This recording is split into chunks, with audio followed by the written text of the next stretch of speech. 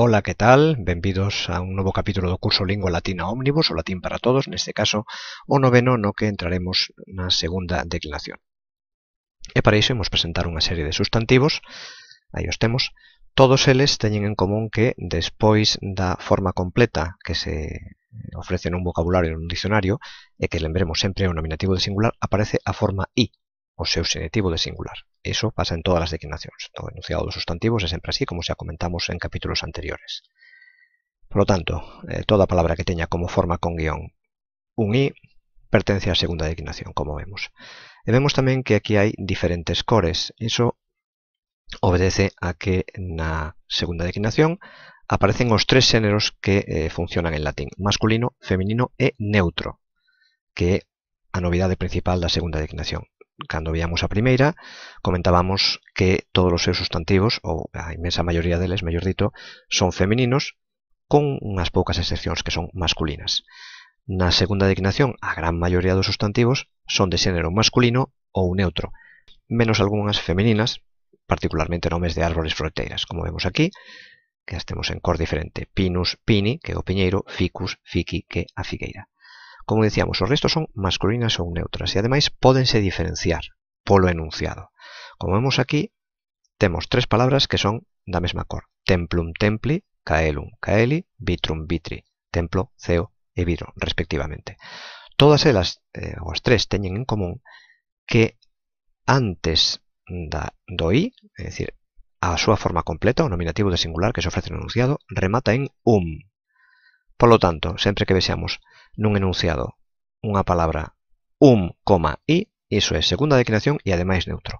E veremos que isto, a continuación, veremos que isto ten unhas implicacións importantes en relación coas terminacións, coa propia declinación. As demais, como dicíamos, masculinas. Dentro dos masculinos hai unha terminación no nominativo que é moi frecuente, a máis frecuente, que us, populus, populi, pobo; iocus, ioqui, xogo; dominus, domini, señor ou amo, decía iocus, ioqui, xogo, tamén pode ser chiste. E logo temos algunhas que acaban en er no nominativo, como puer, pueri, que significa neno, de aí temos cultivos como pueril ou puerilidade, e hai unha única palabra que remata, ou que ten un nominativo rematado en ir, que é esta vir, viri, que significa home, varón, de onde temos cultivos como viril ou virilidade.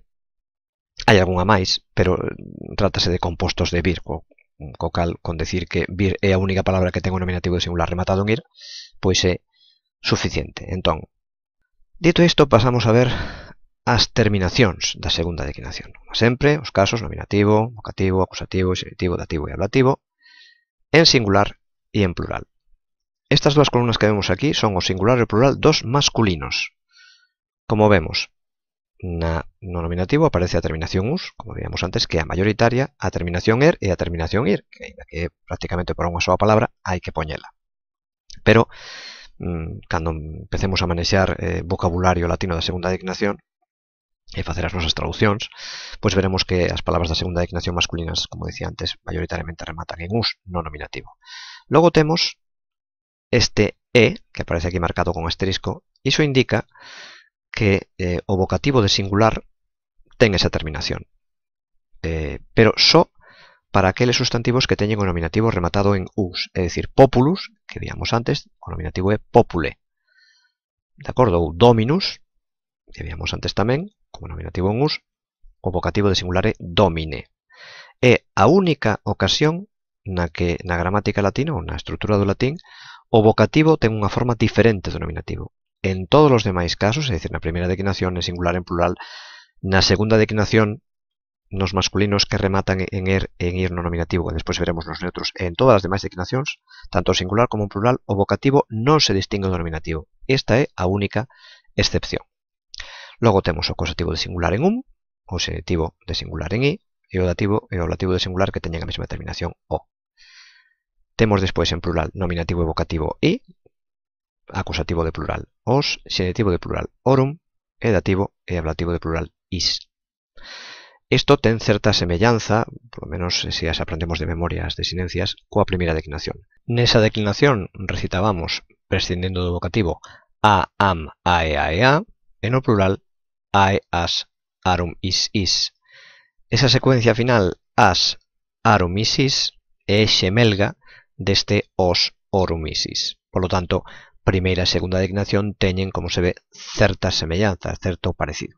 Pero isto, como digo, vale para os masculinos. Vexamos o que acontece cos neutros. Os neutros teñen unha declinación un pouco diferente. Vemos que varía o nominativo en como xa sabíamos, por enunciado, a primeira forma, vocativo idéntico e acusativo tamén. Nominativo, vocativo e acusativo iguais. Despois, i, o. E no plural, temos que tamén o nominativo, vocativo e o acusativo son iguais en a e logo tamén orum isis. Se nos fixamos, a única diferenza que hai entre os neutros e os masculinos na súa declinación é nos tres primeiros casos, nominativo, vocativo e acusativo. Xenitivo, dativo e ablativo son idénticos. I, o no singular e orum is no plural. Isto explica que tratemos esta aparente doble declinación como unha soa, porque, a pesar de que os neutros teñen certas diferencias con masculinos, non teñen tantas como para justificar que formen unha declinación aparte.